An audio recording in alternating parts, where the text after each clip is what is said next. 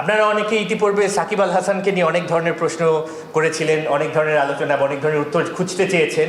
তো আপনাদেরকে অবগত করতে চাই, আমাদের বোর্ডে এই ব্যাপারে আলোচনা করা হয়েছে এবং বোর্ড সর্বসম্মতিক্রমে সিদ্ধান্ত গ্রহণ করেছে যে যদি বেসড অন সাকিব আল হাসানের অ্যাভেইলেবিলিটি, ফিটনেস এবং অ্যাক্সেসিবিলিটি প্লাস হচ্ছে যেখানে খেলা হবে ভেন্যুতে ওখানে যদি প্রেজেন্ট থাকার মতো ক্যাপাসিটি থাকে, অবশ্যই বোর্ড বা সিলেকশন প্যানেল সাকিব আল হাসানকে পরবর্তীতে সিলেকশনের জন্য বিবেচনা করবে। দল সুপার সিক্সে প্রোগ্রেস করেছে, এটা দিয়ে শুরু করতে চাই। এটা অবশ্যই আমাদের জন্য একটা খুশির সংবাদ। তো 25 তারিখ বোধহয় ইংল্যান্ডের সাথে খেলা, 31 হচ্ছে জিম্বাবুয়ের সাথে খেলা জানেন। বিপিএল দিয়ে শুরু করি। এবার বিপিএলে আপনারা বেশ কিছু পরিবর্তন দেখেছেন আশা করা যায়। Commentary, broadcasting, umpiring, of course trophy তো বোধহয় আপনারা কালকে দেখেছিলেন ট্রফির অ্যারাইভেলটা কীভাবে হয়েছিল। আর এর পাশাপাশি যেই জিনিসটা হচ্ছে আমাদের ইন্টিগ্রিটি। প্রথম থেকেই বলা হয়েছে যে আমরা বিগত মাঝে মাঝে বেশ কয়েকটা আসরে একটা সাফার করেছি আমরা থ্রু দিস ইস্যু। এই জন্য বোর্ড এই ব্যাপারে যেহেতু কোনো কম্প্রোমাইজ করেনি। আপনারা জানেন আমাদের ইন্ডিপেন্ডেন্ট একটা টিম ছিলেন এবং অ্যালেক্স মার্শাল ওইটা হেড করেছেন। সো অ্যাকর্ডিং টু অ্যালেক্স মার্শালের রিপোর্ট, এইবার আমাদের এখানে ইন টার্মস অফ কোয়ান্টিটেটিভ যদি আমরা বলি, প্রায় 80 থেকে 82% খেলার মধ্যে যে দুর্নীতিটা হয় ওটা রোধ করা গিয়েছে। কীভাবে এটা হচ্ছে সে তথ্যটা নিয়েছে বিকজ হচ্ছে বেটিং সাইট বা বেটিং মার্কেটের ওখান থেকে বিভিন্নভাবে এই জিনিসগুলো হাউ ইট অপারেটস তারা বলতে পারবে, এক্সপার্ট তারা। তো ওখানেই তারা ডেটা ওয়াইজ ওখান থেকে পেয়েছে যে এটা রোধ করা গিয়েছে। আর আরেকটা ইম্পর্টেন্ট জিনিস ছিল হচ্ছে পিএমওতে ফোনের ব্যবহার। গতবার আপনারা জানেন যে ফোনের অ্যাক্সেস থাকলে অনেক কিছু হয়তো করা সম্ভব হতে পারে। এবার ফোন যারা ছিল ডেজিগনেটেড পার্সোনাল ইউজ করার জন্য, ফোনটা ওখানে এসইউ রুমেই রাখা থাকতো এবং কাউকে যদি ফোন ব্যবহার করতে হতো তাদের সামনে ওখানে বসেই করতে হতো। সো এভাবে যতটুকু পেরেছেন তারা রোধ করেছেন। তো ইনশাল্লাহ আগামীতেও এই প্রক্রিয়া চলমান থাকবে। বিশ্বকাপ ইস্যুতে চলে আসি। আমাদের আগে থেকেই আমাদের যেহেতু সরকারের সাথে আমাদের কথা হয়েছে, সরকারের পক্ষ থেকে বলা হয়েছে ভারতে যে বিশ্বকাপ খেলা আমাদের জন্য নিরাপদ না, আমাদের খেলোয়াড়, সাংবাদিক বা আমাদের খেলোয়াড়দের সাথে যারাই যাবেন এন্টায়ার বহর বা কন্টিনজেন্টের জন্য। তো সেই ক্ষেত্রে আমরা রিকোয়েস্ট করেছিলাম শ্রীলঙ্কায় আমাদের খেলাটি স্থানান্তর করার জন্য, বাট আইসিসি সেটাতে সাড়া দেয়নি। বেশ কয়েক দফা মিটিং করার পরও চেষ্টা করেছি আমরা। তো যেহেতু সাড়া দেয়নি, সো এক্ষেত্রে আমাদের আসলে এমন কিছু আর করার নেই, কারণ এটা সরকারের সিদ্ধান্ত। ডিউ টু সিকিউরিটি কনসার্ন তারা মনে করেন যে ইন্ডিয়ায় যে আমাদের জন্য খেলাটা সেফ না, এজন্যই এখানে আমাদের এই সিদ্ধান্তটা সরকার থেকে গ্রহণ করা হয়েছে।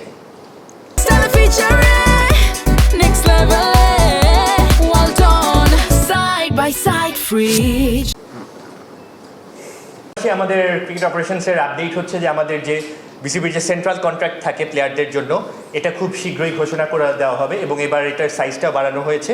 27 জনের মতন খেলোয়াড় এটার আওতায় চলে আসবেন। সো এটা very soon by end of next উইকেটে অ্যানাউন্স করে দেওয়া হবে। আপনারা অনেকে ইতিপূর্বে সাকিব আল হাসানকে নিয়ে অনেক ধরনের প্রশ্ন করেছিলেন, অনেক ধরনের আলোচনা বা অনেক ধরনের উত্তর খুঁজতে চেয়েছেন।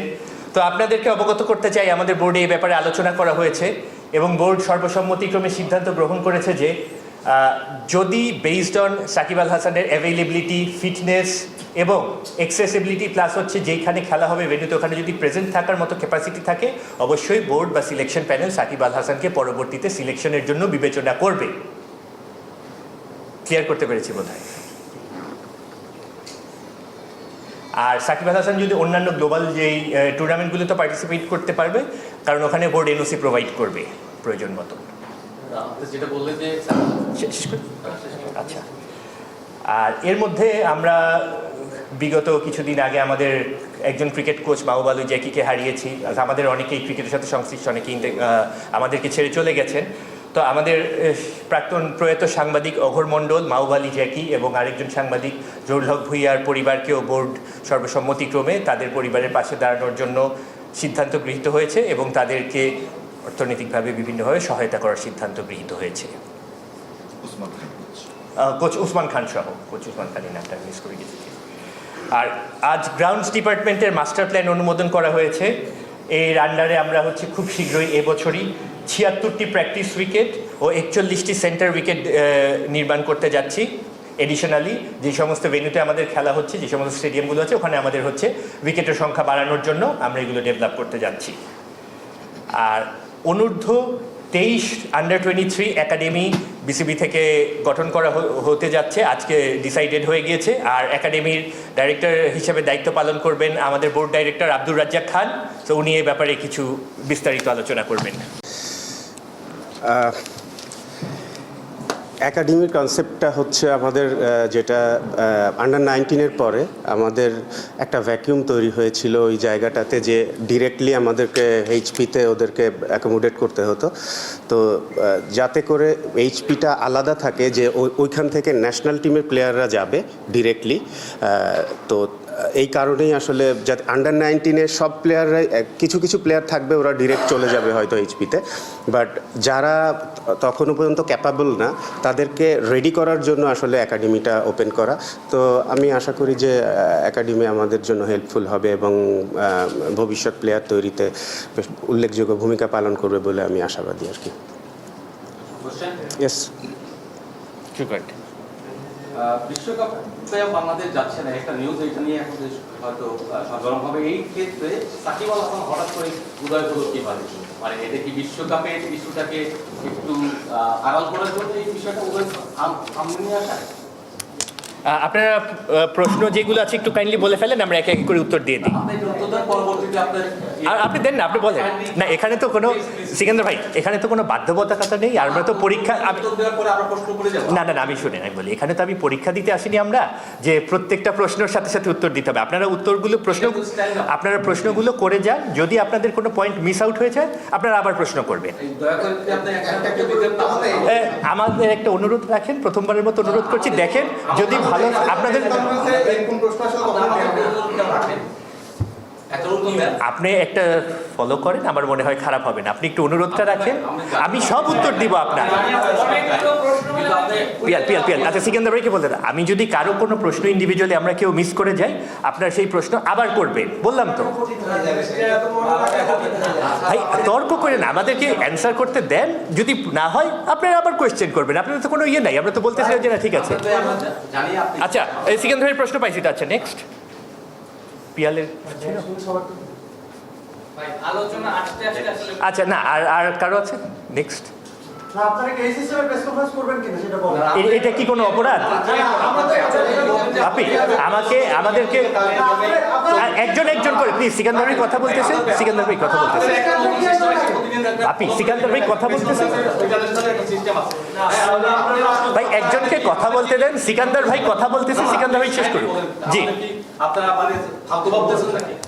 সিকান্দার ভাই, আপনাকে একটা অনুরোধ করা হলো যে আপনার বলেন দুই তিনটা এই প্রসঙ্গেই আর যারা আছে বিশ্বকাপ, এই প্রসঙ্গেই আমাকে দিয়ে দেন, আমি বলি, তারপরে যদি না হয় আবার কোয়েশ্চেন করেন। আচ্ছা আপনার এই প্রসঙ্গে আর কারো কোনো আছে বিশ্বকাপ? হ্যাঁ আচ্ছা, যে কয়েকজন আছে বলেন।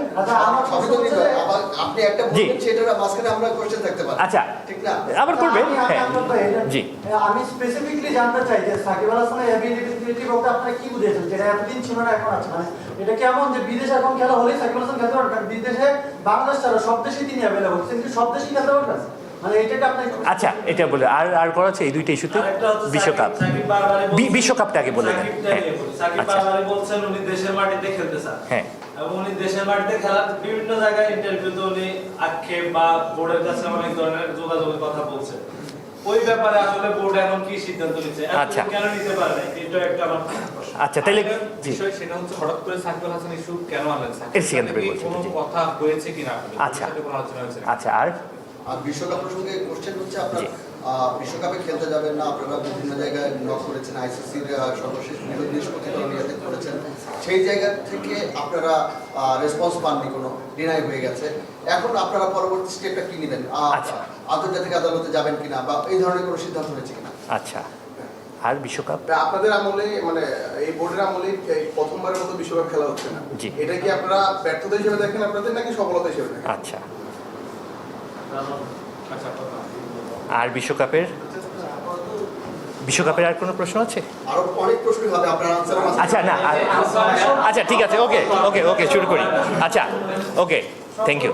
আপনারা তো আমরা তো একই ফ্যাটার্নিটি। আমি জাস্ট খালি আমি একটা রিকোয়েস্ট করেছি, আমাকে কয়েকটা কোয়েশ্চেন। জি জি আচ্ছা, এটা আমাদের কোনো উদ্দেশ্য না সিকান্দার ভাই, এটা যদি আপনারা মনে করে থাকেন এটা আমাদের উদ্দেশ্য না, আমরা জাস্ট খালি সুন্দরভাবে কন্ডাক্ট করার জন্য এখন দেখেন আচ্ছা শুরু করি। প্রথম কথা হচ্ছে সিকান্দারের প্রশ্ন দিয়ে আমরা শুরু করি।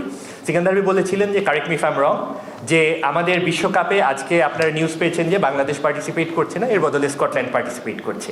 আর উনি এটার সাথেও লিঙ্ক করেছেন যে ঠিক আছে আজকে হঠাৎ করে সাকিব আল হাসানের ইস্যুটা কেন আসলো, এটা কি এটা দিয়ে কোনোভাবে ধামাচাপা দেওয়ার চেষ্টা কিনা, এইটাই তো।